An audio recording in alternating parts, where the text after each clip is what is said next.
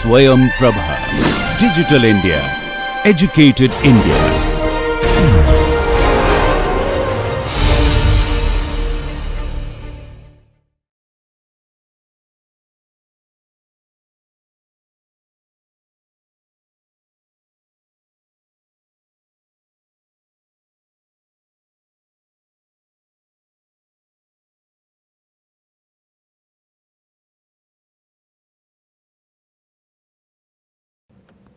নমস্কার, আমি doctor Madhumita Acharya, assistant professor department of law, Tezpur university থেকে। এই লেকচার সিরিজ ভারতীয় চুক্তি আইনের মধ্যে এই হলো আমাদের 6th লেকচার, যেটার মধ্যে আমরা ডিসচার্জ অফ কন্ট্রাক্ট বা চুক্তি সারাবার মোড নিয়ে ডিসকাস করব। এখন চুক্তি বা কন্ট্রাক্ট শুরু করাটা তো যেমন দরকারি, তেমনি চুক্তি শেষ করাটাও খুব প্রয়োজনীয়। কেন? যখন যে কোনো ব্যক্তি চুক্তিতে ঢুকেন তখন তার কিছু অধিকার হয়ে যায়, তদ্রূপ তার সাথে কিছু দায়িত্বও হয়ে যায়। আর একটি চুক্তি যতদিন অবধি ভ্যালিড থাকবে তখন অবধি কিন্তু রাইটস অ্যান্ড ডিউটিসগুলি থেকে থাকবে। তার জন্য চুক্তিটি পারফর্ম করা বা কমপ্লিট করাটা খুব প্রয়োজনীয়। তো চুক্তি বিভিন্ন মতে ডিসচার্জ হতে পারে, আর এই সব জিনিস নিয়ে আমাদের এই লেকচারটি থাকবে। আমরা এই লেকচারের মধ্যে ডিসচার্জ অফ কন্ট্রাক্ট বা চুক্তির স্রাবের বিভিন্ন প্রকার আমরা ডিসকাস করব, যে কি মতে চুক্তি শেষ হয়ে যেতে পারে বা চুক্তির থেকে যেগুলি অব্লিগেশন সৃষ্টি হয়েছে সেগুলি শেষ হয়ে যেতে পারে। বেসিক্যালি চুক্তি ডিসচার্জ বা চুক্তির স্রাবের মানে হলো যে যখনই দুটি বা তার অধিক পক্ষের মধ্যে চুক্তি ঘটিত সম্পর্ক শেষ করা যায়, মানে যে সম্পর্কটা আগে শুরু হয়েছিল চুক্তির মাধ্যমে, সেই সম্পর্কটি একটি পয়েন্টে গিয়ে পৌঁছেছে যেখানে চুক্তির যেগুলি প্রয়োজনীয় ছিল বা যেগুলি কন্ডিশনস ফুলফিল করার কথা ছিল সেইটি কমপ্লিট করে হয়ে গেছে। যেমন একটা এক্সাম্পল এখানে সাইড করছি, এই উদাহরণটার মধ্যে আমরা বুঝতে পারবো যে discharge of contract by performance কাকে বলে। এখানে আপনি দেখেন একটা উদাহরণ দেওয়া আছে যে এ এগ্রি করেছে তার বাইসাইকেলটি বিকে 10,000 টাকায় বেচতে, আর বি যখন এই বাইসাইকেলের ডেলিভারি পেয়ে যাবে সে বলেছে আমি 10,000 টাকাটা তোমাকে দিয়ে দিব। যখনই এখানের মধ্যে দুজনের প্রতিশ্রুতিটা কমপ্লিট করে দিচ্ছেন, আমরা বলতে পারি যে চুক্তিটি কমপ্লিট হয়ে গেছে। মানে কি হচ্ছে, as both the parties of the contract have fulfil their obligation, তাই আমরা বলতে পারি যে this is an example of a contract which has been discharge by performance. এখান থেকে আমরা বুঝতে পারি যে চুক্তির স্রাবের পদ্ধতি অনেক রকমের হতে পারে বা modes of discharge of contract কী হতে পারে আমরা দেখে নিই। এখানের মধ্যে আমরা 6 রকমের মোড দেখছি যে মাধ্যমে আমরা চুক্তিটি শেষ করতে পারি। প্রথম, কর্মক্ষমতা দিয়ে স্রাব মানে ডিসচার্জ বাই পারফরমেন্স। দ্বিতীয়ত, চুক্তি দ্বারা স্রাব মানে ডিসচার্জ বাই কন্ট্রাক্ট। তৃতীয়ত, লঙ্ঘন দ্বারা স্রাব মানে ডিসচার্জ বাই ব্রিচ। চতুর্থ, সময়ের ব্যবধানের স্রাব মানে ডিসচার্জ অ্যাট ইন্টারভেলস। পঞ্চম, অসম্ভব তত্ত্ববোধক করার স্রাব মানে আনসুপারভাইজ ডিসচার্জ, বা অনেক সময় ইম্পসিবল কোনো কারণে বা অসম্ভব কোনো রিজনের জন্য যদি চুক্তিটা স্রাব হয় তখন কি করে হয় সেটাও আমরা দেখব। আর অ্যাট দ্য লাস্ট আমরা দেখব যে আইনের দ্বারা স্রাব কি করে হয় বা discharge by operation of law. Discharge by performance বা কর্মক্ষমতা দ্বারা স্রাব বলতে আমরা কি বুঝি, যখন একটি চুক্তি শেষ হয়ে যায়, কেন কি রিজনটা হয় যে চুক্তির যা পারফরমেন্স করার কথা ছিল বা যা কর্মক্ষমতা করার কথা ছিল সেটি পুরোপুরি ফুলফিল করা হয়েছে, তখন আমরা বলতে পারি যে this contract has been perform because of performance বা this has been discharge by performance. Performance of contract is a main and most useful method of discharge of contract. কর্মক্ষমতা দ্বারা যখনই কোনো চুক্তি নিষ্কাশিত হয় তখন দুটি পক্ষেরই অধিকার প্লাস কর্তব্য দুটোই পালন হয়, আর যে প্রতিশ্রুতি নিয়ে চুক্তিটা শুরু হয়েছিল সেটাও কিন্তু সফলভাবে কমপ্লিট করা যায়। কর্মক্ষমতার স্রাব বা ডিসচার্জ বাই পারফরমেন্স কীরকম হতে পারে? প্রথম হলো আপনার বাই অ্যাকচুয়াল পারফরমেন্স বা প্রাকৃতিক কর্মক্ষমতা দ্বারা। অ্যাকচুয়াল পারফরমেন্স মানে যখন দুটি পার্টি বা দুটি ব্যক্তি যার মধ্যে প্রতিশ্রুতিটা হয়েছিল ওরা যখন নিজের কাজটি করে নেয় তখন আমরা বলতে পারি যে চুক্তিটি টার্মিনেট বা ডিসচার্জ হয়ে গেছে। দ্বিতীয়, by attempted performance or tender, যখন কোনো প্রতিশ্রুতিদাতা প্রস্তাব দেন প্রমিসারকে, তখন সেই প্রতিশ্রুতি দ্বারাও কিন্তু আমরা বলতে পারি by attempted performance or tender. যখন কোনো প্রমিসার অফার দেন প্রমিজিকে, বাট প্রমিজি সেই অফারটা মানেন না বা গ্রহণ করেন না, তখন আমরা বলতে পারি যে চুক্তিটি কিন্তু আর ডিসচার্জ হয়ে গেল বিকজ অফ কর্মক্ষমতা বা বিকজ অফ দেয়ার পারফরমেন্স। এই হলো কি দুটি ধরন of discharge by performance. Next, discharge by agreement or consent. চুক্তির মাধ্যমে যা সৃষ্টি হয়েছে তা চুক্তির মাধ্যমেই নির্বাপিত হতে হবে। এই বিষয়ে আইনি শাসন নিম্নরূপে একটি জিনিস যেভাবে গঠন করে সেইভাবেই সেটাকে ধ্বংস করতে হবে। বা আমরা বলতে পারি যে the rule of law says that the thing can be extinguished in the same way as it is constituted. যেভাবে একটা জিনিসকে গঠন করা যায় সেইভাবেই তাকে ধ্বংসও করা যায়। আর এটা চুক্তির জন্য এটি খুবই অপরূপ। চুক্তির জন্য এই কথাটা একদমই, চুক্তির জন্য আমরা বলতে পারি যে এই স্টেটমেন্টটি একদমই ভ্যালিড, যে যেরকম একটি চুক্তি কনস্টিটিউট করা যায় তদ্রূপ সেটা ডেস্ট্রয় বা টার্মিনেটও করা যায়। এর পক্ষে দুটি সেকশন আছে, যে দুটি ধারা ভারতীয় চুক্তি আইনের এই বিষয়টাকে আরও ক্লিয়ার করে দেয় যে ডিসচার্জ কনসেন্টের মাধ্যমে কি করে হতে পারে। এই বিষয়ে ভারতীয় চুক্তি আইনের মধ্যে দুটি প্রভিশন আছে, সেকশন 62 অ্যান্ড সেকশন, এই বিষয়ে ভারতীয় চুক্তি আইনের মধ্যে সেকশনস দেওয়া আছে, যেমন সেকশন 62 যেটা নবায়ন বা রিনিউয়ালের কথা বলছে। এইটার মধ্যে আমরা বলতে পারি যে discharge by agreement or consent হয়ে যায়। এখন নবায়ন বলতে আমরা কি বুঝি? নোভেলটি বা নতুনত্ব। যখনই কোনো party, when a party to a contract substitutes a new contract for the old contract is terminated. এখানে একটা এক্সাম্পল আমরা নিয়ে নিই। যদি এ বিয়ের কাছ থেকে 10,000 টাকা পাওনা পায়, আর তারপরে এ যদি বিয়ের সাথে আবার একটা এগ্রিমেন্টে চলে যায় মর্গেজের মধ্যে, যেখানে 5,000 টাকা এ এখন বিয়ের কাছ থেকে পেতে পারে। এই যে নতুন এগ্রিমেন্টটা হলো বা নতুন মর্গেজ হলো, এইটার জন্য পুরনো যে 10,000-এর এগ্রিমেন্টটা ছিল সেটা কিন্তু এখন আর কোনো মতেই এক্সিস্টেন্সে থাকলো না। So the new contract has substituted the old contract, বা নতুন চুক্তির জন্য পুরনো চুক্তিটাকে আমরা এক্সটিংগুইশ করে গেছি। সেটা হলো গিয়ে আপনার বলতে পারি যে আমরা চুক্তি has been performed by consent or by agreement. এই এগ্রিমেন্ট বা কনসেন্টের দ্বারা যদি স্রাব হয় কোনো চুক্তি, তখন আরেকটি প্রভিশন এখানের মধ্যে আমরা ডিসকাস করতে পারি, সেটা হলো গিয়ে 65 section 62 of Indian contract act, যেটা বাতিলকরণ বা রেসিশন নিয়ে কথা বলে। রেসিশন মানে আমরা কি বুঝি? রেসিশন হলো গিয়ে any party or all parties to the contract, যখনই rescission means contract by any party or all the parties to the contract. In case of cancellation, only the old contract is cancelled and no new contract comes into existence in its place. Recession আমরা এমন বলতে পারি যখনই দুটো চুক্তি থাকলো আর পুরনো চুক্তির জায়গায় নতুন চুক্তি আমরা নিয়ে আসলাম, যেটা আমরা নোভেলটিতেও আমরা দেখলাম। এই ক্ষেত্রে এমন হবে যে পুরনো চুক্তিটা ক্যান্সেল হয়ে যাবে। এখানে একটি এক্সাম্পল সাইট করি যদি আমরা, A promises to supply certain goods to B 6 months after the date. During that time, the products goes out of fashion. A and B can resign the contract. খুবই interesting example, যেখানে আমরা দেখছি যে আজকে যদি কোনো ফ্যাশনের বস্তু, যেমন আজকে কোনো মহিলা যদি কোনো ফ্যাশন ডিজাইনারকে বলেন যে আমাকে একটা ড্রেস, যেটা কোনো একটি নায়িকা কোনো একটা ছায়াছবিতে রিসেন্ট কোনো মুভিতে পড়েছিল, সেটা আমাকে বানিয়ে দিও। সে 6 মাস 7 মাস সময় নিল এটা বানাতে, মানে সময়ের উল্লঙ্ঘন হয়ে গেল। ইতিমধ্যে এই বস্তুটি আউট অফ ফ্যাশন হয়ে গেল। এইখানে আমরা বলতে পারি যে এখন দুটি পার্টিরই সুবিধাটা থাকবে, ওরা এই চুক্তি বা এগ্রিমেন্টকে রিসাইন করে দিতে পারে। দ্বিতীয় এক্সাম্পলটা এখানে আমরা নিয়ে নিচ্ছি, X promises Y to sell 100। দ্বিতীয় এক্সাম্পল আমরা নিয়ে নিচ্ছি যে এক্স প্রতিশ্রুতি দিল ওয়াইকে to sell and deliver 100 balls of cotton to his godown, আর ডেটটা বলা হয়েছে 1 অক্টোবর। ওয়াই তদ্রুপ প্রতিশ্রুতি দিল যে যদি গুডস ডেলিভার হয়ে যায় তখন 1 নভেম্বরের মধ্যে, 1 অক্টোবরের মধ্যে ডেলিভারি হবে, আর 1 নভেম্বরের মধ্যে সে বলল আমি পেমেন্টটা করে দিব। এক্স কোনো একটা কারণের জন্য ডেলিভারিটি করতে পারলো না, এখানে Y has the right two cancel the contract. তো এইগুলি এক্সাম্পল হলো গিয়ে যে রিসিশন হলে কি করে ডিসচার্জ বাই এগ্রিমেন্ট অর।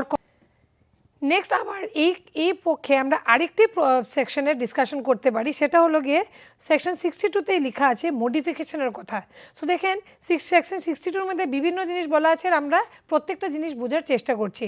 প্রথমে আমরা দেখলাম রেসিশন কী করে কাজ করে। মডিফিকেশন বা পরিবর্তন বলতে আমরা কি বুঝি, যখন একটি চুক্তিকে কোনো একটা চুক্তির মধ্যে অনেকগুলি টার্মস অ্যান্ড কন্ডিশনস থাকলো, আর এই টার্মস অ্যান্ড কন্ডিশনসগুলি যদি মডিফাই করা হয়, কোনো কিছু অ্যাড করা হলো বা ডিলিট করা হলো, তখন আমরা বলতে পারি যে নতুন একটা মডিফাইড চুক্তি রেডি হয়ে গেল। একটা উদাহরণ দিয়ে দিই এখানে বোঝানোর জন্য। বেসিক্যালি যদি A enters into a contract with B on 1st July 1980 to supply 1000 balls of cotton to his warehouse, and later both A and B agree to postpone the date on 1st September 1980, then this is amounting to the change of date is amounting to the change of agreement. এই এক্সাম্পলটা খুবই সহজ example বোঝার জন্য যে modification কী করে কাজ করে। অনেক সময় পুরনো কোনো চুক্তিতে যেমন কোনো একটা স্পেসিফিক ডেট মেনশন করা থাকলো, যেমন একটি পার্টি আরেকটা পার্টিকে বললো যে আমার স্পেসিফিক একটা ডেটের মধ্যে তুমি এতগুলি বল অফ কটন ডেলিভার করে দিও, যেটাতে দুটো পার্টি এগ্রি করলো। ফিউচারে কোনো একটা কারণের জন্য দুটো পার্টি ওরা এগ্রি করলো যে না, এখন date of delivery will be changed from 1st of September to maybe 1st of December। তখন এইরকম জিনিস বা এইরকম সিচুয়েশনের মধ্যে আমরা বলতে পারি যে পরিবর্তনের জন্য বা মডিফিকেশনের জন্য চুক্তিটি ডিসচার্জ হয়ে গেছে। সেকশন 62-র মধ্যে আরেকটি গুরুত্বপূর্ণ বিষয়ের ব্যাপারে বলা আছে, সেটাকে ওয়েভার বা মুকুব বলা হয়। এখন ওয়েভার বা মুকুব বলতে আমরা কী বুঝি, যদি আমরা ডেফিনেশনটা দেখি যে মুকুব বলতে কি, ওয়েভার বা মুকুব means the intentional abandonment of a right under the contract.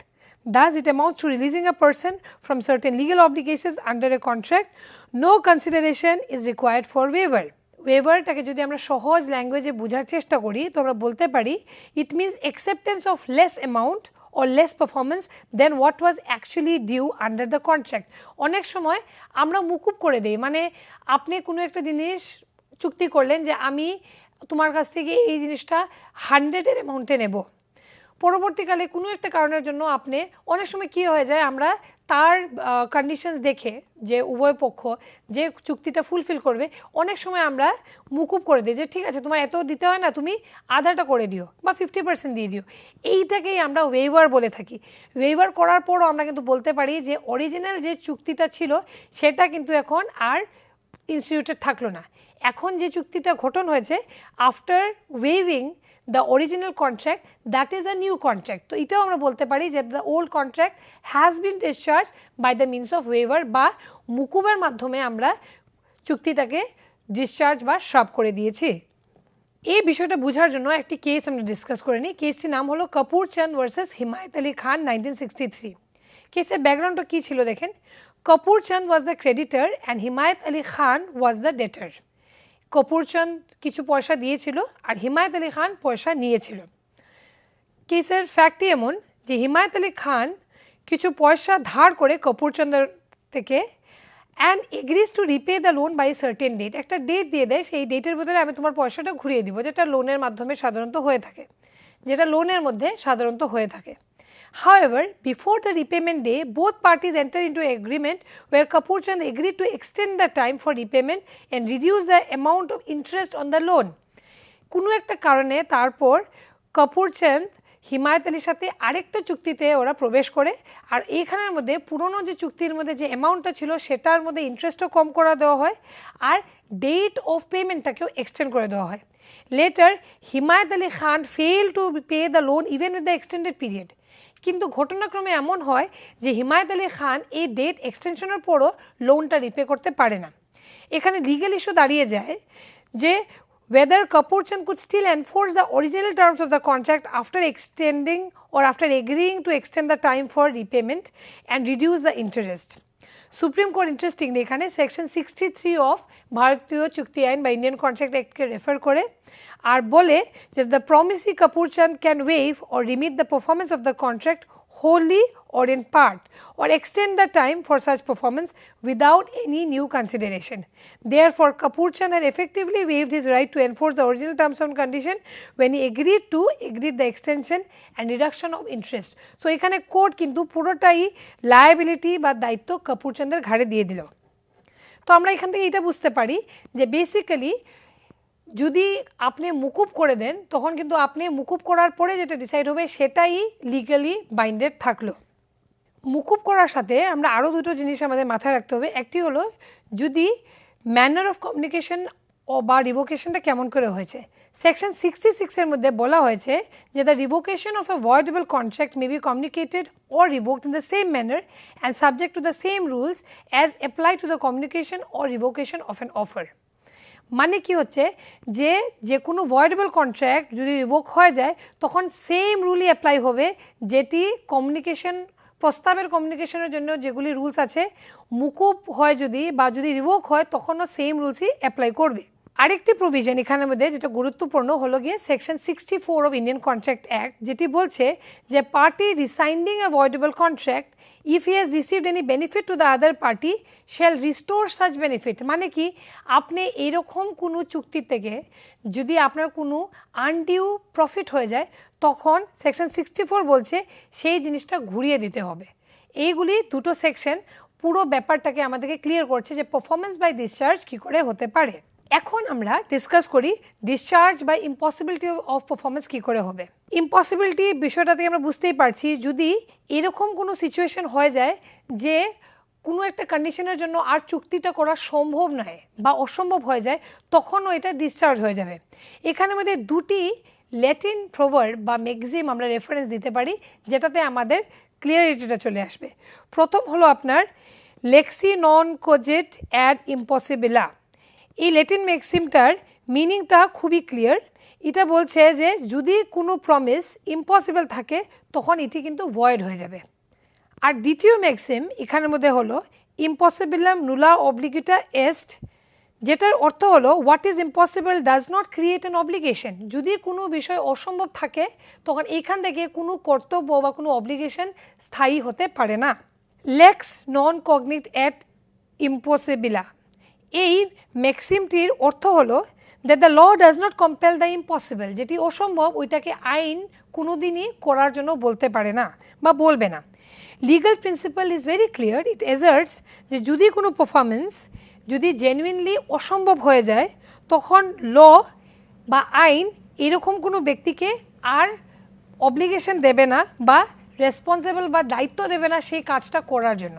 সে কিন্তু দায়মুক্ত হয়ে গেল বিকজ অফ দ্য রিজন যে এখন চুক্তিটার সম্ভব না করা। এখানে দুটি উদাহরণ আমরা নিয়ে নিচ্ছি যেটাতে আমরা বুঝতে পারবো।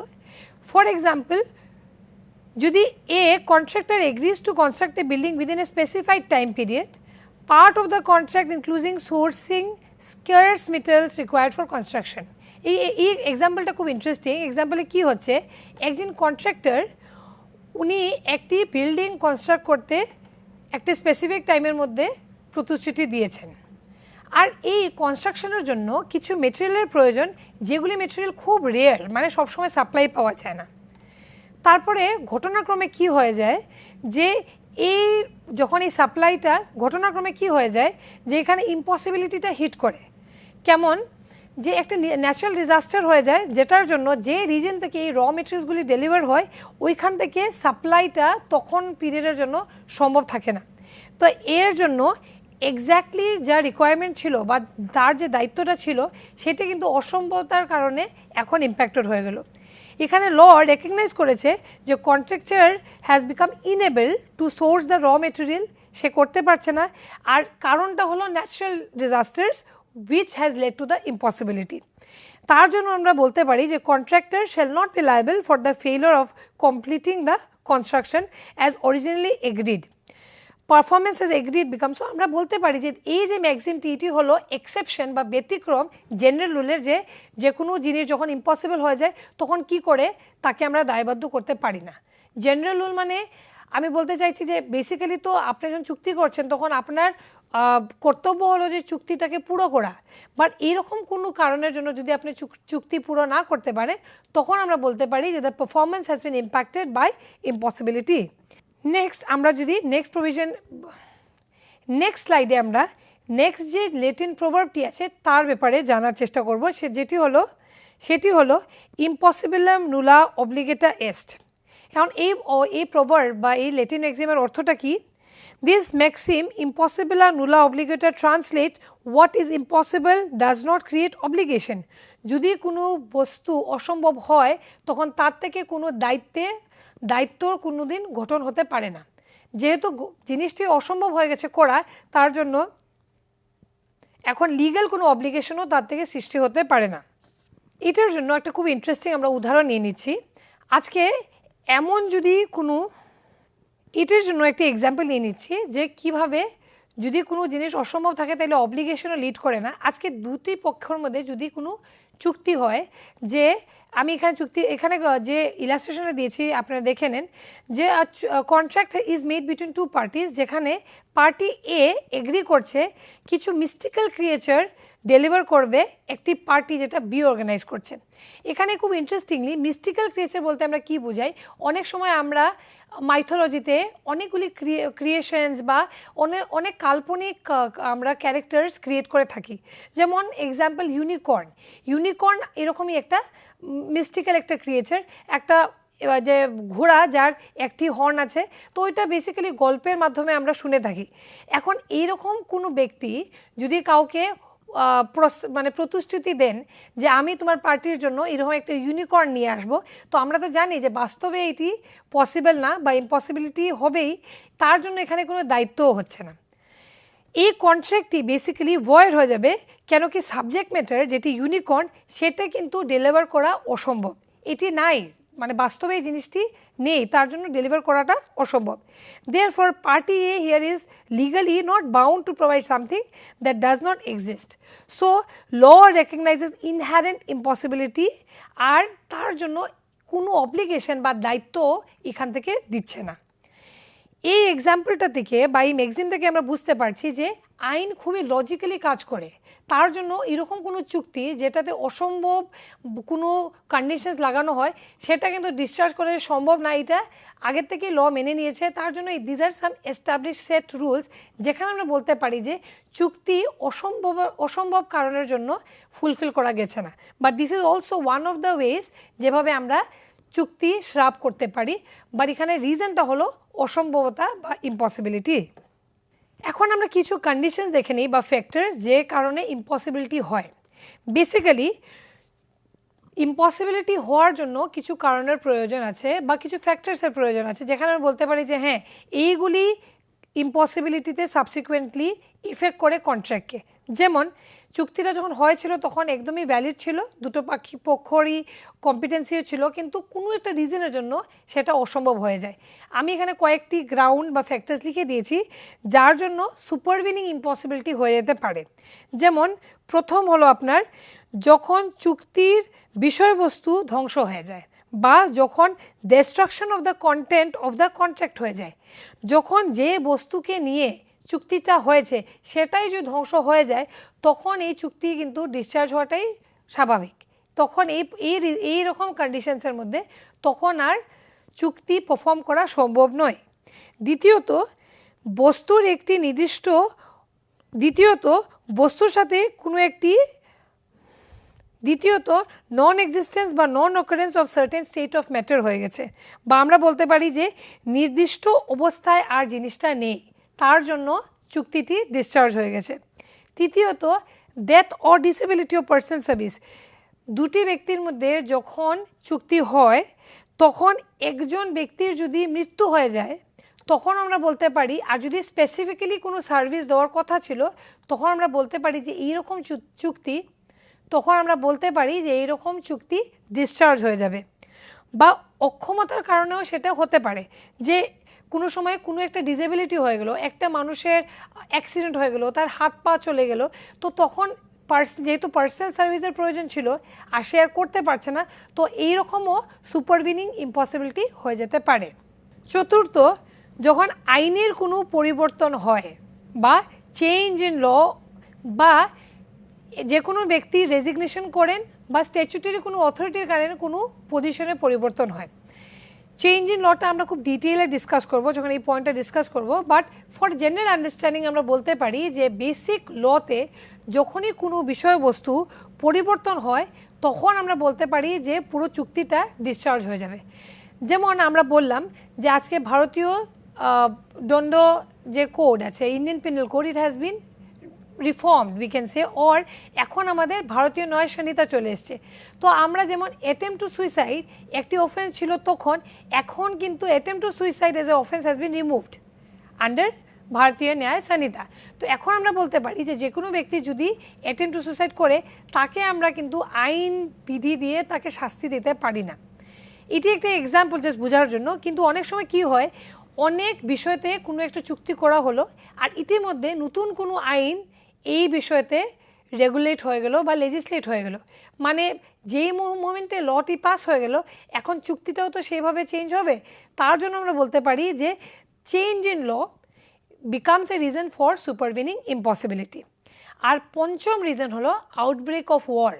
এখন যুদ্ধ যখনই হয় আমরা বুঝতে পারি যে যুদ্ধতে দুটো দেশের মধ্যে অনেক জিনিস বা অনেক পরিস্থিতি পরিবর্তন হয়ে যায়, আর চুক্তিও তার চেয়ে ছাড়া নয়। যখন দুটি ব্যক্তির মধ্যে কোনো চুক্তি হয়েছে, যেমন একজন সাপ্লায়ার চুক্তি করলেন আরেকজনের সাপ্লায়ার সাথে যে তুমি আমাকে প্রতি মাসে এতটুকু ডেলিভারি দেবে আর আমি ওইটার জন্য তোমাকে রিটার্নে এতটুকু অ্যামাউন্ট অফ পয়সা দিয়ে দিব, একটা স্টিপুলেটেড ডেটও দেওয়া হয়েছে।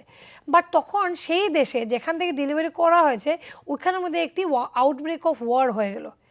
যেই যুদ্ধ শুরু হলো সাপ্লাই অফ গুডস তো ইফেক্টেড হয়ে গেল, আর করতে পারলো না। তো এই ক্ষেত্রে যুদ্ধর জন্য discharge of contract has come to an end and it is because of an impossible reason, যেটা সুপারভিনিং প্রথমে ছিল না বাট আউটব্রেক অফ ওয়ারের জন্য হয়ে পড়েছে। এখন আমরা এই প্রত্যেকটি ফ্যাক্টরকে ডিটেলসে দেখে নিই যে কীভাবে সুপারভিনিং ইম্পসিবিলিটিটা একটি কারণ হয়ে যায়। প্রথমত আমরা দেখব ডিস্ট্রাকশন অফ সাবজেক্ট ম্যাটার যদি হয়ে যায় বা চুক্তির যে বিষয়বস্তু সেটা যদি ধ্বংস হয়ে যায় তাহলে কি করে ইফেক্টেড হয় চুক্তিটা। এখন একটি বিষয় তো খুব স্পষ্ট যে যখনই কোনো চুক্তি করা হয় তখন বেসিক্যালি একটি সাবজেক্ট ম্যাটার বা কোনো একটা কারণ বিশেষের জন্য সেই চুক্তিটি করা হয়েছে। তো আমরা বলতেই পারি যে চুক্তির মেইন যে কারণের জন্য চুক্তি করা হয়েছে সেটি যদি ধ্বংস হয়ে যায় তাহলে চুক্তিও অটোমেটিকলি ধ্বংস হয়ে যাবে। এক্সাম্পলের জন্য এখানে একটা এক্সাম্পল দিতে পারি যে যদি a contract is made for sale of certain paintings before the painting was delivered it was destroyed in a fire, এমন যদি একটা চুক্তি করা হয় যেখানের মধ্যে একটি চুক্তি করা হয়েছে যে কিছু পেন্টিং কেনার জন্য, তদ্রুপ পেন্টার পেন্টিংগুলি তৈরিও করেছে কিন্তু ডেলিভারির আগে পেন্টিংসগুলি জ্বলে যায় কোনো একটা কারণে, এইখানে এখন চুক্তিটি ভয়েড হয়ে গেল। আর কারণটি কি হলো, দিস ইজ ইম্পসিবিলিটি, বাট এই ইম্পসিবিলিটির রিজনটা হলো যে সাবজেক্ট ম্যাটারটা এখানে ডিস্ট্রয় হয়ে গেছে, যে পেন্টিংগুলি সাপ্লাই করার কথা ছিল সেগুলি ডিস্ট্রয় হয়ে গেছে। এটা আমরা অন্য রিজনে অন্য কোনো এই জিনিসটি আমরা অন্য উদাহরণেও দেখতে পারি। অনেক সময় কি হয়ে যায় যে আমরা কোনো একটা বিষয় নিয়ে চুক্তি করলাম, যেমন উদাহরণ সমেত আমি টেইলারের মধ্যে বা যে কোনো ব্যক্তি একজন টেইলারের মধ্যে নিজের একটি ড্রেস দিল তৈরি করার জন্য, আর টেইলারের দোকানের মধ্যে রাত্রে আগুন লেগে যায় বা টেইলার ইস্ত্রি করার সময় কাপড়টি জ্বলিয়ে দেয় আর সে ডেলিভারি করতে পারে না। এখানে কিন্তু আবার যে ডেলিভারি ডেটের সময় ডেলিভারি না করার রিজনটাও আবার impossibility which has become a supervening factor, মানে পরবর্তীকালে অসম্ভবতা হয়ে গেছে আর সাবজেক্ট ম্যাটারটি ডিস্ট্রয় হয়ে গেছে। তো এই একটি রিজন বা একটি ফ্যাক্টর আমরা বুঝলাম যেখান থেকে সুপারভিনিং ইম্পসিবিলিটি হতে পারে। দ্বিতীয় কারণ হতে পারে যখন বস্তু একটির বিশেষ যখন non existence or non occurrence of a particular state of matter হয়ে যায়। মানে একটি উদাহরণ দিচ্ছি, অনেক রকমের চুক্তি ফুলফিল করার জন্য যে বেসিক সাবজেক্ট ম্যাটারটা যেভাবে দেওয়া হয়েছে এটা করা উচিত। যেমন আমি একটা উদাহরণ দিই, আজকে যদি অরিজিৎ সিংয়ের কোনো মিউজিক্যাল কনসার্টের জন্য একটা ভেন্যু ডিসাইড করা হয় তো অনেক স্বাভাবিক অনেক টিকিট বিক্রি হবে, অনেকজন টিকিট কিনবেন, কিন্তু রাত্রে ভেন্যুটা পুরো রেডি হয়ে গেছে, নেক্সট ডে কনসার্টটি হবে আর রাত্রে ঝড় তুফানের জন্য এই কনসার্টের যে ভেন্যুটা সেটা নষ্ট হয়ে গেল, প্যান্ডেল ট্যান্ডেল সব নষ্ট হয়ে গেল, আর এখানে আর এই কনসার্টটি করা যাবে না। এইটি হলো একটি পারফেক্ট এক্সাম্পল যেখানে আমরা বলতে পারি যে contract has been cancelled and now it is impossible to hold the concert at the specified venue due to this unforeseen natural calamity. তো এইরকম কোনো ন্যাচারাল ক্যালামিটির জন্য যদি হয় তখন আমরা বলতে পারি যে there is a non existence বা নন অকারেন্স, এখন আর ভেন্যুটাই নেই। এটা এমনও হতে পারে যেমন একজন ব্যক্তি আরেকজন ব্যক্তিকে তার বাড়িতে কোনো ফাংশনের জন্য খাওয়া বানানোর অর্ডার দিলেন, যে ডেট অফ ডেলিভারিতে খাওয়া দেওয়া হবে ঠিক ডেলিভারির আগে নোটিস করা হলো যে সব খাওয়া যেগুলো তৈরি করা হয়েছে নষ্ট হয়ে গেছে গরমের জন্য। এখন এই খাওয়াগুলি তো আর বিয়েতে দেওয়া যাবে না, তো আমরা বলতে পারি ইমিডিয়েটলি যেহেতু জিনিসটা ইফেক্ট করবে অরিজিনাল কন্ট্রাক্টে, তাই আমরা বলতে পারি যে পুরো কন্ট্রাক্টটাই নষ্ট হয়ে যাবে। এখানে আমাদের একটি গুরুত্বপূর্ণ বিষয়টা কি হচ্ছে যে কিছু কিছু চুক্তি করা হয় যখন, তখন তার বিশেষ একটি মানে রিকোয়ারমেন্ট থাকছে। এই যে আমি কনসার্টের ভেন্যু দিলাম, বা আজকে যদি কোনো এরকম আজকে যেমন ক্রিকেট ম্যাচের আমরা দেখি অনেক সময় কি হয়, দুটো দেশের মধ্যে কোনো ক্রিকেট ম্যাচ হচ্ছে, বৃষ্টির জন্য ম্যাচটি বাতিল হয়ে গেল। আজকে যদি বিশ্বকাপ ওয়ার্ল্ড কাপের ফাইনাল হচ্ছে তখন অনেক সময় দেখি একটি বাফার ডে রাখা হয়, বা অনেক সময় যদি বাফার ডে না থাকে তখন যদি কোনো ম্যাচ হয় না তখন দুটো পার্টিকেই বা দুটো টিমকেই আমরা এক এক পয়েন্ট দিয়ে দিই। অনেক সময় আমরা কিন্তু বিশ্বকাপের মধ্যে দেখি যে এই একটি কারণের জন্য অনেক আনডিউ অ্যাডভান্টেজ অনেক দুর্বল টিম পেয়ে যায়, যেটা এইবার আমরা বিশ্বকাপে দেখলাম যে because of rain, because of no play rule হওয়াতে অনেক সময় খেলা না হওয়াতে অনেক টিম আনডিউ একটা অ্যাডভান্টেজ পেয়ে যায়। সো আমরা অনেক সময় বুঝতে পারি যে বৃষ্টি natural calamities can be reasons যেটার জন্য বিশেষ যে কন্ডিশনের প্রয়োজন সেই কন্ডিশনটাই নষ্ট হয়ে গেল, তার জন্য চুক্তিটাও কমপ্লাই করা গেল না। নেক্সট গ্রাউন্ড এই সিরিজের মধ্যে হলো যখন কোনো ব্যক্তিগত শ্রাপ হয়ে যায়, কিন্তু যখন কোনো ব্যক্তিগত শ্রাপ হয় আর এর কারণ হয়ে যায় কোনো ব্যক্তির মৃত্যু বা ডিসেবিলিটি। এখন আমরা একটা জিনিস তো বুঝতেই পারছি যে কিছু কিছু চুক্তির মধ্যে ব্যক্তিগত কিছু কন্ট্রিবিউশনের জন্য এই চুক্তিটা করা হয়। যেমন আমি উদাহরণ দিয়ে বলতে পারি, আজকে যদি কেউ কোনো স্পেসিফিক কোনো একটা ব্যক্তিকে কন্ট্রাক্টটি বা চুক্তিটি দেয়, যেমন একজন ফেমাস পেইন্টার আছেন যেমন এম.এফ. হুসেন বা লিওনার্দো দ্য ক্যাপ্রিকো, বা আমরা কোনো ফেমাস লেখিকাকে আমরা বললাম যে আমি একটা ছায়াছবি বানাবো আর আমি চাই তুমি সেই স্টোরিটা লিখো বা গল্পটা লিখো। এই ক্ষেত্রে এই যে চুক্তিটা করা হয়েছে সেইটি কিন্তু ব্যক্তি বিশেষের কোনো একটা স্কিল বা নলেজের জন্যই করা হয়েছে। অনেক সময় কি হয়, আমাদের স্পেসিফিক স্কিল আমরাই পারি, অনেক সময় এটা আমরা খেলের জন্য দেখতে পারি। ক্রিকেটের মধ্যে দেখি যে কিছু কিছু প্লেয়ার্স গিফটেড থাকে, সেদের একটা স্পেসিফিক স্টাইল থাকে, সেটা কপি করা যাবে না। তদ্রূপ কমার্শিয়াল যখন আমরা ট্রানজ্যাকশনসের কথা বলি, এই যে গুডউইল বা আমরা যে বলি যে বিজনেস ব্র্যান্ড ভ্যালুর মার্কেট ভ্যালুটা কেন হয়ে যায়, বিকজ সে তার নাম দিয়েই প্রচলিত হয়েছে। যেমন আমরা বিরিয়ানিতে বেহরুজ বিরিয়ানি শুনে থাকি, বেহরুজ বিরিয়ানি একটা খুব ফেমাস বিরিয়ানি, একটা চেইন অফ বিরিয়ানি স্টোর যেটা বিরিয়ানি সাপ্লাই করে। এখন কোনো যদি ব্যক্তি তাকে বেহরুজ বলে যদি বিরিয়ানি বেচা শুরু করে, that is again violation of contract. তো আমি যদি অনেক সময় ভুল উপস্থাপনা বা অনেক সময় আমি যদি আউট অফ মিস্টেক বা আমি যদি আউট অফ ডিফারেন্ট ইমপ্রেশন যদি আমি অন্য জিনিস থেকে জিনিসটা নিয়ে নেই, হতে পারে আমার স্যাটিসফ্যাকশন লেভেলটি সেরকম থাকবে না। আমি এম.এফ. হোসেনের উদাহরণটা কেন দিলাম, আজকে যেই কারিগরি বা যেই জিনিসটা আমি এম.এফ. হোসেনের পেন্টিংয়ে দেখবো সেটা হতে পারে কোনো সাধারণ পেন্টার পারবে না।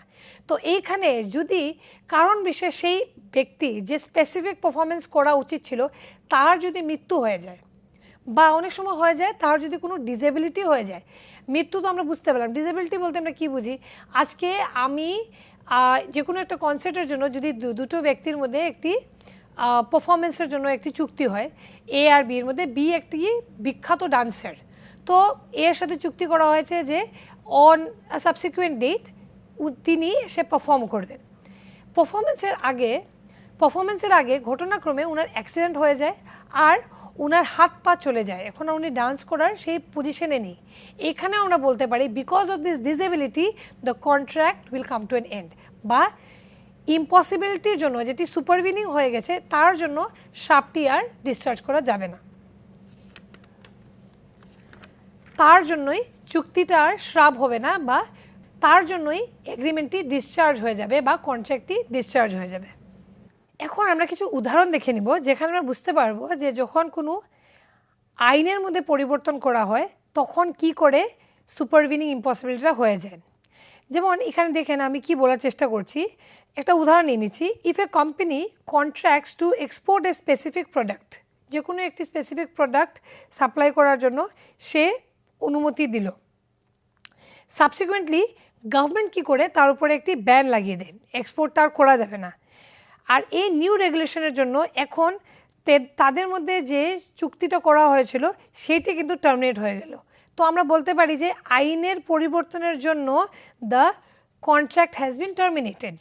এটা এমনটাও হতে পারে যে অনেক সময় এই চেঞ্জ ইন ল বা আইনের মধ্যে পরিবর্তনের জন্য পুরো বেসিক যে কন্ডিশন যেগুলোর উপরে আমরা সেকশন 10-এর মধ্যে দেখেছি, সেকশন 10 বলছে যে your contract should be lawful. যে কোনো এগ্রিমেন্ট যদি এনফোর্সিবিলিটি অফ ল না পায় তখন কিন্তু সে কন্ট্রাক্ট হতে পারে না। তো চুক্তি আইন মতো ভ্যালিড হওয়ার জন্য দিস ইজ ভেরি ইম্পর্টেন্ট যে লিগাল চেঞ্জেস যা হচ্ছে সেটার যাতে একটা ট্র্যাক বা সেটার একটি ট্র্যাক যাতে রাখা হয়। সাবসিকুয়েন্টলি যদি কোনো চেঞ্জেস হয়ে যায় তাহলে এটি এক্সপেক্টেড যে আপনার পুরো চুক্তিটাও চেঞ্জ হয়ে যাবে। তার মধ্যে আমরা এটাও বলতে পারি যেহেতু এই ফ্যাক্টরের মধ্যে আমরা দুটো জিনিস, একটা হলো কি আইনের মধ্যে কোনো পরিবর্তন, দ্বিতীয় হলো যদি কোনো মানুষকে স্টেপ ডাউন করতে হয় বিকজ অফ স্ট্যাচুটরি অথরিটি। তো এমনটি হয়ে যায় যখন যদি কোনো নতুন ব্যক্তির অ্যাপয়েন্টমেন্ট হয় কোনো একটি রেসপন্সিবল পজিশনে, তখন তার কাজ করার একটি ধরন থাকে। তো হতে পারে যে অরিজিনাল কন্ট্রাক্ট ছিল সেই টার্মসের মধ্যেও অনেক মডিফিকেশন চলে আসবে। যেমন আজকে যদি কোনো কোম্পানি কোনো একটি সোসাইটির সাথে কোনো একটি চুক্তি করে যে আমি আপনাদের জন্য একটি টেকনিক্যাল একটি সফটওয়্যার বানিয়ে দিব, তখন সেই সোসাইটি যখন চুক্তিটা হয়েছে অবশ্যই যে টেকনিক্যাল টিম কাজটি করবে ওরা টেকনিক্যালিটিটা বেশি জানে, তো ওরা অনেক বিষয় বলে দিয়েছে যেগুলি খুব টেকনিক্যাল, আর কন্ডিশনসগুলি বোঝার মতন ক্ষমতাটি যে অর্ডিনারি পার্টি ওদের ছিল না। এখন অর্ডিনারি পার্টি যেটা ছিল বা যে দ্বিতীয় পক্ষ ছিল ওরা এই টেকনিক্যাল টিমের এগেনস্টে কী করলো, একটি প্রজেক্ট ম্যানেজার হায়ার করলো।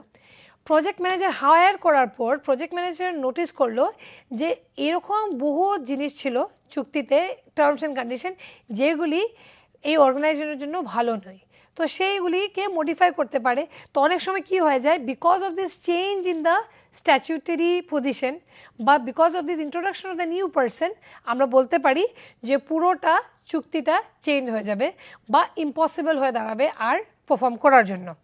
So companies that subsequent specific performance can be impacted because of the new regulation or because of this new person coming in the picture. Next, outbreak of war. যুদ্ধ খুবই painful একটি বিষয়। যখনই কোনো দেশ যুদ্ধতে ঢুকে, recently আমরা ইউক্রেনের অবস্থা দেখলাম, বা আমরা ইভেন ইন্ডিয়া পাকিস্তানের যতবারই যুদ্ধ হয়েছে, যখনই আমরা কোনো ছায়াছবি দেখি বা ডকুমেন্টারি দেখি বা গল্প শুনে আমরা বুঝতে পারি যে যুদ্ধর পর মানবাধিকারের যা উল্লঙ্ঘন করা হয় সেটার জন্য প্রত্যেকটা রাষ্ট্রই অনেক পিছিয়ে যায়। আর just like all other things, contract is also immensely affected because of an outbreak of war. এটা আমি কেন বললাম, যখন নর্মাল কমার্শিয়াল ট্রানজ্যাকশন অন থাকে তখন অনেক জিনিসই আমরা তো বুঝতেই পারি যে ইম্পোর্ট এক্সপোর্টের উপরে আমাদের পুরো ফরেন ট্রানজ্যাকশন ডিপেন্ডেন্ট। আজকে একটি দেশ আরেকটি দেশকে সাপোর্ট করবে, যেমন আমাদের দেশে অনেক জিনিস নেই, যেমন উদাহরণ আমাদের দেশের মধ্যে জুট প্রোডাকশনটা একটু কম, জুট প্রোডাকশনটা বেশি কথা হয় বাংলাদেশে হয়, তদ্রূপ আমাদের দেশের মধ্যে চা বেশি হয়, তো আমেরিকা অনেক সময় চা আমাদের দেশ থেকে নিয়ে যাচ্ছে, ঠিক আছে, তো আমরা এক্সপোর্ট করছি আমেরিকাকে। আজকে ঘটনাক্রমে যদি আমেরিকা আর ভারতের মধ্যে যুদ্ধ শুরু হয়ে যায় তখন এই চুক্তি of transfer or export of T will also be impacted. So আমরা অনেক সময় বলতে পারি যে অনেক কন্ট্রাক্টার্সরা যখন স্পেশালি যখন দুটো দেশের মধ্যে আছে বা ইভেন ফর দ্যাট ম্যাটার দুটি স্টেটের মধ্যে আছে, বাট ঘটনাক্রমে কোনো যুদ্ধ শুরু হয়ে গেলো, সেই যুদ্ধর জন্য কিন্তু সে আর সাপ্লাইটা সেইভাবে দিতে পারছে না বা ওর ডিস্টার্ব হয়ে যাবে ওর মুভমেন্টটা। কেন যুদ্ধর সময় সেটা স্বাভাবিক যে কোনো রকমেরই কমার্শিয়াল ট্রানজ্যাকশন এলাও করা হবে না। তো আমরা বলতে পারি because of outbreak of war দ্য contract will be terminated, or this is a supervening impossibility ground which will impact the original contract. Impossibility of contract বা অসম্ভবতা কিন্তু কোনো এক্সকিউজ হতে পারে না। আমি এটা কেন বললাম, বিকজ অনেক সময় এটা দেখা গেছে যে অনেক ব্যক্তি জাস্ট ইম্পসিবিলিটির ভিত্তি করে চাইবে যে জিনিসটাকে শেষ করে দিতে। তো এটা ক্লিয়ারলি আইনের মধ্যে লেখা আছে, আর ভারতীয় চুক্তি আইনও এই বিষয় নিয়ে স্পষ্টভাবে বলছে। আর তার জন্য this following cases are those where we can say that a contract is not voidable on the ground of impossibility of supervision.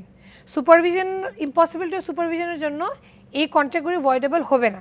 যেমন প্রথমত ডিফিকাল্টি অফ পারফরমেন্স, দ্বিতীয় কমার্শিয়াল ইম্পসিবিলিটি, তৃতীয় impossibility due to failure of third party, চতুর্থ strike, lockout বা civil disturbance, আর পঞ্চম failure of the object. So এই 5টি কারণ যদি হয়ে যায় তখন কিন্তু আমরা বলতে পারবো যে চুক্তি ইম্পসিবিলিটির জন্য ইফেক্টেড হবে না, মানে তখন কিন্তু চুক্তি তখনও ভ্যালিডলি থাকবে। আর যে পার্টি বা যেগুলি ব্যক্তি এরকম চুক্তি ঢুকবে সে কিন্তু অব্লিগেশন বা রেসপন্সিবিলিটি তখনও থাকবে, তখনও তার রেসপন্সিবিলিটি বা অব্লিগেশন বা ডিউটি, কর্তব্য যেটা বেরিয়ে এসছে চুক্তির থেকে যা করতে হবে, প্রতিশ্রুতি যা ওর করার ছিল সেইগুলি কিন্তু সব থেকে যাবে, আর ইম্পসিবিলিটি কোনো কারণ হবে না। আমরা এই প্রত্যেকটা যদি রিজন বা প্রত্যেকটা পয়েন্টকে যদি ডিসকাস করি আমাদের আরও ক্লিয়ার হবে যে বিষয়টার মিনিংটা কী দাঁড়াচ্ছে বা বিষয়টার অর্থটি কী দাঁড়াচ্ছে। প্রথমত ডিফিকাল্টি অফ পারফরমেন্স। এখন ডিফিকাল্টি অফ পারফরমেন্স অনেক সময় হয়ে যায় যে চুক্তি হলো, তারপরে কোনো একটা রিজনের জন্য কিছু জিনিস একটু কঠিন হয়ে গেল, কিন্তু জাস্ট বিকজ চুক্তি করাটা একটু কঠিন হয়ে গেছে বা পারফরমেন্স ফুলফিল করাটা কিছু অসুবিধা দেখা দিয়েছে যেটার জন্য চুক্তি করা যাচ্ছে না, জাস্ট সেই কিছু সিম্পল অসুবিধার জন্য কিন্তু আমরা বলতে পারি না যে চুক্তিটার করাই যাবে না। আমি একটা উদাহরণ দিচ্ছি এখানে, উদাহরণটা আপনি দেখেন। A construction company contracts to build a bridge but discovers that the ground is harder than expected. আজকে একটি কনস্ট্রাকশন কোম্পানিকে একটি চুক্তি করা হলো যে সে একটা ব্রিজ বানিয়ে দিবে। যখন কনস্ট্রাকশন শুরু হলো তখন কোম্পানিটি নোটিস করে যে ব্রিজ যেখানে বানাবে সে মাটিটি প্রচণ্ড হার্ড, মানে আপনারা বুঝতেই পারছেন কনস্ট্রাকশনের জন্য যেখানে কনস্ট্রাকশন হবে সে মাটিটি ফার্টাইল বা একটু সফট হলে ভালো হয়। হার্ড মানে তার আর একটু কষ্ট করতে হবে এখানে ব্রিজটি বানানোর জন্য। সো এখানে আরও একটু মোর এক্সপার্টিস বা হতে পারে আর একটু এক্সপেন্সেস হবে কন্ট্রাক্টরের এই চুক্তিটি ফুলফিল করার জন্য। বাট এইসব করার জন্য সে কিন্তু অন্য কোনো চুক্তি করতে আর এন্টাইটেল নয়। মানে কি, জাস্ট বিকজ ওর কোনো অসুবিধা হচ্ছে সে কিন্তু বলতে পারে না যে পুরনো চুক্তিটা করা সম্ভব নয় তাই আমরা নতুন একটা চুক্তি করে নিই আর I can change the terms and condition, যে সেটা করা যাবে না। এখানে increase difficulty and expenses does not make the performance impossible. এখানে একটু বার্ডেনসাম হয়ে গেছে বিষয়টায়, কার জন্য? বেসিক্যালি যে চুক্তিতে ঢুকেছে, যে বলেছে যে আমি এই প্রতিশ্রুতিটা দিচ্ছি আমি ব্রিজটা বানাবো, এখন তার দায়িত্ব কিন্তু এটা করা। যেহেতু যখনই আমরা কোনো চুক্তি করি তখন আমরা ওই লায়াবিলিটিটাও নিচ্ছি যে নট অনলি আমার অধিকার বা rights but I am also ready to accomplish some duties, তো সেটাও কিন্তু তার উপরে থাকবে। দ্বিতীয়ত কমার্শিয়াল ইম্পসিবিলিটি। কমার্শিয়াল ইম্পসিবিলিটিও এমন একটি জিনিস যেখানের মধ্যে আমরা বলতে পারি যে পুরোপুরি জাস্ট বিকজ কমার্শিয়াল কিছু অসুবিধা চলে এসছে বা বাণিজ্যিক কিছু অসম্ভবতা চলে এসছে তার জন্য এখন পুরোটি চুক্তি অসম্ভব, পুরো চুক্তিটি অসম্ভব হয়ে যাবে, এটা কিন্তু বলা যাবে না। এখানে একটি উদাহরণ দিচ্ছি, উদাহরণ দেখেন। A supplier can get products to a retailer but due to market changes control prices have skyrocketed making the offer unprofitable for the supplier, and this is of course without any structure, not to constitute a commercial entity or non-profit entity. Supplier is still being confirmed. এখন অনেক সময় কি হয়ে যায় যে একটি continued যদি কোনো চুক্তি বা কোনো এগ্রিমেন্ট থাকে, যেমন একটি রেস্তোরাঁ আছে, রেস্তোরাঁর কোনো একটি ব্যক্তির সাথে একটি চুক্তি থাকছে যে প্রত্যেক দিন বা প্রতিদিন তুমি সবজি ডেলিভার করবে, আর সেই মাসিকভাবে একটি চুক্তি ওদের মধ্যে লিখিতভাবে গঠন করা হয়েছে।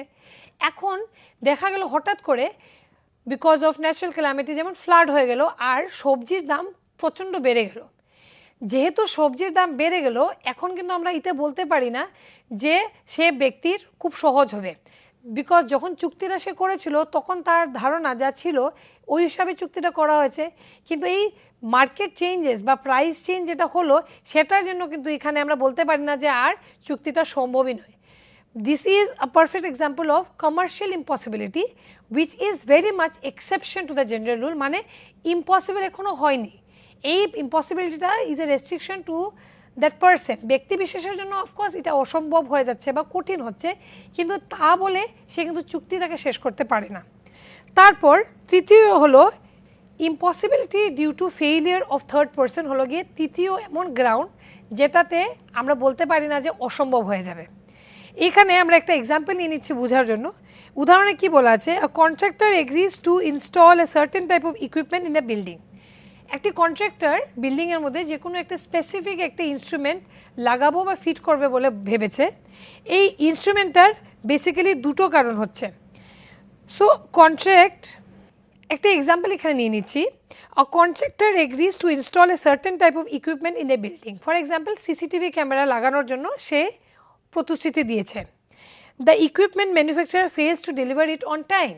তো সিসিটিভি যে কোম্পানিটা ডেলিভার করবে সে সময় মতো সে ডেলিভারিটা করতে পারেনি। এইখানে কিন্তু আমরা বলছি না বা বলতে পারি না যে চুক্তিটি ডিসচার্জ বা শ্রাপ হয়ে গেছে। কেন? Because contractor cannot claim impossibility because of the failure of the third party as it is not inherent impossibility of performance. তাই আমরা অনেক সময় দেখি যখন কোনো ব্যক্তিকে আমরা কোনো একটি চুক্তিতে যাই, যেমন আমরা কোনো ব্যক্তিকে বললাম যে তুমি আমাকে এই অমুক দিনে 10টি বা 100টি মিষ্টির প্যাকেট ডেলিভার করবে। তার খুব সহজ, অ্যাকচুয়ালি ওর ঘরে এই মিষ্টি বানানো হয়, ও এর জন্য চুক্তিটা নিল। ঘটনাক্রমে সেই দিন সে এটি করতে পারলো না, যেহেতু আমার ঘরে সেই ফাংশন আর মিষ্টি সে যদি চাইতো সে অন্য জায়গা থেকে এনে প্যাক করেও দিতে পারতো। এইটা হলো আরেকটি এক্সাম্পল যেখানে আমরা বলতে পারি যে থার্ড পার্টির ভুলের জন্য, মানে এই মিষ্টির এক্সাম্পলে যদি এরকম বলি যে যে ব্যক্তিটি ছানা দেওয়ার জন্য দায়ী ছিল সে ছানা দিল না, তাই বলেই মিষ্টিটি তৈরি করা হলো না, এইখানে এই ছানা দেওয়ার ব্যক্তির গ্রাউন্ডটা নিয়ে কিন্তু আপনি চুক্তিটা ইম্পসিবিলিটি বলতে পারেন না। এখানে যে মিষ্টি বানাবে বা ডেলিভারি দেবে বলেছে তার কর্তব্য হলো যে অন্য কোনো সোর্স থেকে ছানা ম্যানেজ করে মিষ্টি তৈরি করে তার ডেলিভারি করতে হবে, তখনই আর সে বলতে পারবে। কিন্তু আমরা খুব ক্লিয়ারলি একটা জিনিস বুঝলাম যে থার্ড পার্টি বা তৃতীয় ব্যক্তির ভুলের জন্য চুক্তি কিন্তু কোনোদিনই শেষ হতে পারে না বা চুক্তি অসম্ভব হতে পারে না। এটা হলো কি মেইন ঘটনা। নেক্সট, স্ট্রাইক বা লকআউট যদি হয়ে যায় বা কোনো সিভিল ডিসওবিডিয়েন্স হয়ে যায় তখন কি আমরা অসম্ভবতার কারণে বলতে পারি? একটা উদাহরণ দেখে নিচ্ছি, তখন আমাদের আইডিয়াটা ক্লিয়ার হয়ে যাবে। দেখেন এখানে একটা উদাহরণ নিচ্ছি। A factory agrees to manufacture and supply large order of goods. একটি ফ্যাক্টরি একটি চুক্তি করলো যে সে large supply of goods deliver করবে। তারপরে কোনো একটা ঘটনার জন্য ফ্যাক্টরিতে একটি স্ট্রাইক হয়ে যায় আর ওয়ার্কার্সরা টেম্পোরারিলি কাজ বন্ধ করে দেয়। এইখানে যে চুক্তিটি হয়েছিল সেটা কিন্তু কোনো দিনই এন্ড হবে না। স্ট্রাইক বা লকআউটকে একটি টেম্পোরারি ডিসরাপশন হিসাবে ধরা হবে, আর এইটি কোনো দিনই পার্মানেন্ট ইম্পসিবিলিটিতে আমরা কনভার্ট করতে পারি না। মানে এখানে মালিকের এখন কি কর্তব্য হচ্ছে? মালিকের কর্তব্য হচ্ছে যে যত জলদি পারুক সে স্ট্রাইকটা শেষ করুক, বিকজ স্ট্রাইক শেষ করা আমরা জানি ম্যাক্সিমাম টাইমেই মালিকের কাছে কিন্তু খুব সহজ স্ট্রাইক শেষ করা, বিকজ স্ট্রাইক বা লকআউট যদি কোনো জায়গায় হয় তখন কিন্তু কোনো একটি বিশেষ কারণের জন্য হয়, কোনো একটি বিশেষ ডিমান্ডের জন্যই স্ট্রাইক বা লকআউট হচ্ছে। তো সেই ডিমান্ডটাই যেই মোমেন্টে ফুলফিল করা হবে তারা তদ্রূপ ইমিডিয়েটলি কাজ রিজিউম করে নেবে। তো তার জন্য আমরা বলতে পারি যে এইরকম কোনো যদি ঘটনা হয় তখন জাস্ট বিকজ স্ট্রাইক বা লকআউট হয়ে গেছে বা কোনো সিভিল ডিস্টারবেন্স হয়ে গেছে তার জন্য কিন্তু কোনো পার্টি বলতে পারে না যে এটি এখন অসম্ভব, এটি করাই যাবে না। ফিফথ গ্রাউন্ড যেটাতে আমরা বলতে পারি যে ইম্পসিবিলিটি ইফেক্টেড হবে না বা ইম্পসিবল হবে না হলো failure of one of the objects. এখন এমন যদি হয় যে দুটি অবজেক্টের জন্য করা হয়েছে, একটি অবজেক্ট ফুলফিল হয়েছে আরেকটি হয়নি, তখন যেটি হয়েছে সেটাকে কিন্তু বেশি মান্যতা দেওয়া হবে। সো একটি হয়নি বলে আমরা বলবো না যে পুরোটি ডিসচার্জ হয়ে গেছে। এখন আমরা কিছু ইফেক্টস দেখে নিই যে সুপারভিনিং ইম্পসিবিলিটির ইফেক্টটা কী হয়। আমরা একটা জিনিস বুঝতে পারছি যে when a person has promised to do something which he knows or with reasonable diligence might have known which the promiser did not know to be impossible or illegal, the promiser must indemnify the promiser sustains through non-performance of promise. আমরা সহজভাবে একটা জিনিস বুঝি, when a contract is found to be void or contract is void, any person who has received any benefit under such contract is bound to restore it. অসম্ভবতার কারণে যদি কোনো ব্যক্তির কোনো প্রফিট হয় তখন section 65 of Indian contract act বলছে সেটা কিন্তু ঘুরিয়ে দিতে হবে। নেক্সট আমরা ডক্ট্রিন অফ ফ্রাস্ট্রেশনের কথা বলবো। এইটি একটি ইংল্যান্ডের মধ্যে একটি স্থাপিত ডক্ট্রিন, যেটার অর্থ কী, অর্থ হচ্ছে সুপারভিনিং ইম্পসিবিলিটি নিয়ে বলছে যে এই ডক্ট্রিনটি কখন কাজে আসছে। It comes into play when the common object of contract can no longer be achieved, when after the contract is made because of performance which becomes impossible due to circumstances. So doctrine of frustration বা doctrine of বা হাতাছাড়া মতবাদ এমন একটি বিষয় যেখানে আমরা বলতে পারছি যে যে কোনো সুপারভিনিং ইম্পসিবিলিটির জন্য চুক্তিটি আর করা যাবে না। এইটিরও কিছু প্রকার থাকছে যেটা আমরা দেখে নিচ্ছি। আমরা নেক্সট শ্রাপ করার কি মোড আছে ওটা দেখে নিই। যখন ডিসচার্জ হচ্ছে because of lapse of time, আমরা একটা জিনিস তো জেনেই থাকি যে যখনই কোনো চুক্তি করা হবে সেটা একটি স্টিপুলেটেড পিরিয়ডের মধ্যে করতে হবে। যেমন যদি 3 বছরের মধ্যে লিমিটেশন পিরিয়ড আছে তখন আমরা জানি যে আমাদের চুক্তিটি সেই পিরিয়ডের ভিতরে করতে হবে। সো যদি সেই টাইমের ভিতরে চুক্তি করা না হয় তখন আমরা বলতে পারি যে অটোমেটিকলি চুক্তি শ্রাপ হয়ে যাবে because of lapse of time. Next, because of operation of law, অনেক সময় চুক্তি ডিসকোয়ালিফাইড হয়ে যায় বিকজ লয়ের মধ্যে বা আইনের মধ্যে কিছু পরিবর্তন চলে এসছে। সেটিও কীরকম হতে পারে, প্রথমত যদি কোনো ব্যক্তির মৃত্যু হয়ে যায়, দ্বিতীয়ত যদি কোনো ব্যক্তি ইনসলভেন্ট হয়ে যায়, তৃতীয়ত যদি কোনো এগ্রিমেন্টে আনঅল্টারেশন হয়ে যায়, তো চতুর্থ যখন রাইটস আর লাইবিলিটিস সেই মানুষের মধ্যেই সাস্টেন করে, এইসবের মধ্যে আমরা বলতে পারি। তো এইসব আমি সাবসিকুয়েন্ট স্লাইডের মধ্যে যেরকম বললাম যে ডেথ হলে কারো হয়ে যেতে পারে, কারো মৃত্যুর জন্য যে চুক্তিটা হয়েছে সে চুক্তিটা it comes to an end, বা ইনসলভেন্সি, ব্যাংক তাকে এখন ব্যাংকরাপ্ট বলে দিল আর চুক্তির জন্য তার ফাইন্যান্সিয়ালি কম্পিটেন্ট থাকা প্রয়োজনীয় ছিল, স্টিল আর সেই পজিশনে নেই, তখনও চুক্তিটি শেষ হয়ে যাবে। বাই আনঅথরাইজ অল্টারেশন, নোভেলটি আমরা যে বললাম নতুনত্ব হয়ে গেল, তার জন্য কন্ট্রাক্টটি আবার পরিবর্তন হয়ে গেল। অনেক সময় হয়ে যায় because of some various reasons right আর লাইবিলিটি একটি মানুষের মধ্যেই লিমিটেড হয়ে গেল বা কনফাইন্ড হয়ে গেল, এই ক্ষেত্রেও আমরা বলতে পারি যে the contract will be ডিসচার্জড।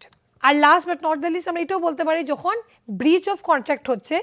Breach of contract মানে কন্ট্রাক্টের যেগুলি জেনারেল প্রতিশ্রুতি ছিল বা চুক্তির যা সাধারণ বা যেগুলি জেনারেল প্রতিশ্রুতি যা করার ছিল সেটা যদি কেউ করে না, তো সেটাও দুভাবে হতে পারে।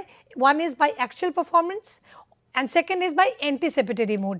তো অ্যাকচুয়াল মানে যে সত্যিকারে কোনো একটা কাজ হয়েছে যেটার জন্য ডিসচার্জ হয়ে গেছে কন্ডাক্টের জন্য, আর অ্যান্টিসিপেটরি মানে সেটা বুঝাই যায়নি, স্টিল সেটা হয়ে গেছে। তো আমরা এই প্রেজেন্টেশনের মধ্যে বা এই লাস্ট লেকচারের মধ্যে আমরা কি বুঝলাম যে একটি চুক্তি শ্রাপ হওয়ার বিভিন্ন মোড থাকে, আর চুক্তি শ্রাপ না হলে যে কোনো ব্যক্তি বা যে দুটো ব্যক্তি চুক্তির মধ্যে প্রবেশ করে তাদের কিন্তু অধিকার বা তাদের কর্তব্য দুটোই কিন্তু ইনকমপ্লিট থেকে যাবে।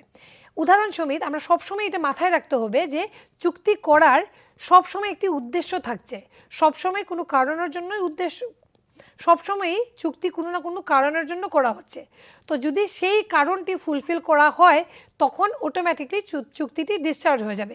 আর এই প্রেজেন্টেশনে আমরা এটাও দেখলাম যে বিভিন্ন কারণের মধ্যে হতে পারে, অনেক সময় অনেক এরকম ফ্যাক্টরও হয়ে যায় যে চুক্তিটাকে ডিসচার্জ করতে প্রবলেম সৃষ্টি করবে আর তার জন্য চুক্তিটা পারফর্ম হবে না আর অটোমেটিকলি সেটা ডিসচার্জ হয়ে যায়। সো ডিসচার্জ বা শ্রাবের বিভিন্ন মোড আমরা এই প্রেজেন্টেশন দেখলাম। এইটাতে আমাদের আশা করি যা ক্ল্যারিটির প্রয়োজন ছিল যে চুক্তি কিভাবে কমপ্লিট হয় বা চুক্তি কিভাবে সম্পূর্ণ হয় আর তারপরে তার ভবিষ্যতেটা কী হতে পারে বা ইফেক্ট অফ এ কন্ট্রাক্ট কী হতে পারে, এই ইফেক্টের জন্য কিন্তু কমপ্লিশন অফ কন্ট্রাক্ট বা চুক্তি সম্পূর্ণ হওয়াটা খুব প্রয়োজনীয়। এইসব জিনিস আমরা ডিসচার্জ অফ কন্ট্রাক্ট যদি ভালো করে আমরা লক্ষ্য করি, তখনই আমরা বুঝতে পারবো যে একটি চুক্তির কমপ্লিট ফর্মে কি করে চলে আসতে পারে। ধন্যবাদ।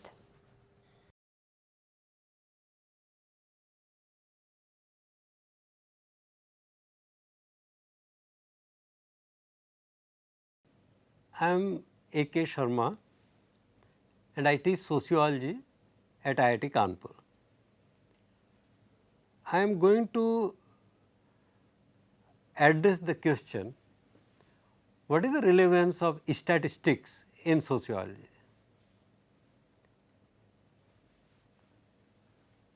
In India, there is some confusion about role of statistics in sociology, and most of the students of sociology suffer from what I call phobia of statistics.